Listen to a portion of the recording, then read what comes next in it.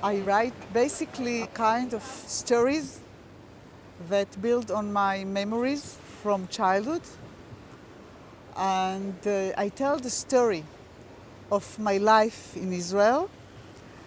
And I think that the topic is a monologue of a second generation. My parents, both of them, came from Europe after the Holocaust. They were both Holocaust survivors. And I grew up in a neighborhood which I say it was a kind of a refugee camp. And even though I was born in Israel and I was born after the war, I felt that I am a part of this refugee camp and I'm not really belong to Israel because for years I had no relationship with Israeli, just with the neighbors, and all of them, around 100 families, were Holocaust survivors. So I tell their stories from the 50s till now.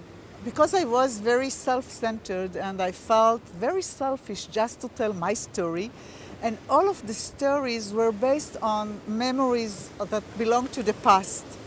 And I decided for the sixth book, which is a kind of, a retrospective stories about the life in Israel, not just to look in my environment, my friends, or my family.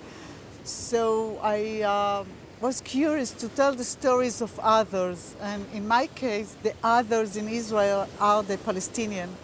So I decided to tell the stories of the Israeli Palestinian in East Jerusalem. And I think that almost 1.5 years, 2 days a week, I spent with the Palestinian family that lives in East Jerusalem. And it's very interesting, but I must admit, I write a kind of a diary, and suddenly I realized that I don't tell the story of the Palestinian families because most of the time I'm in the garden or in the balcony or I'm looking through the window and I see their neighbors, and most of them are Israelis or settlers or ultra-Orthodox. So in a way, I continue to tell the Jewish story in Israel, but from the house of a Palestinian family. It's amazing, because first of all, the biggest success is in Europe. I can understand why they are very important for the German readers. But for example, I have no answer what happened in Italy. And especially in Italy, the issue is not the shadow of the Holocaust or the post-traumatic life in Israel after the Holocaust. Basically, they like the stories about my mother, who was a very special type, who fight for peace after the Holocaust, and she was a lover of German in spite all because of the culture.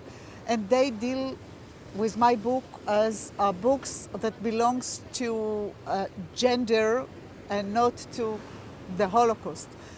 Or in France, that they usually deal with the way of my narration without adverb or adjective or metaphors, and they like it that it's a very thin language as they describe it, and very straight and clear. And the only thing that I can, but it's just an explanation or maybe an excuse. I think that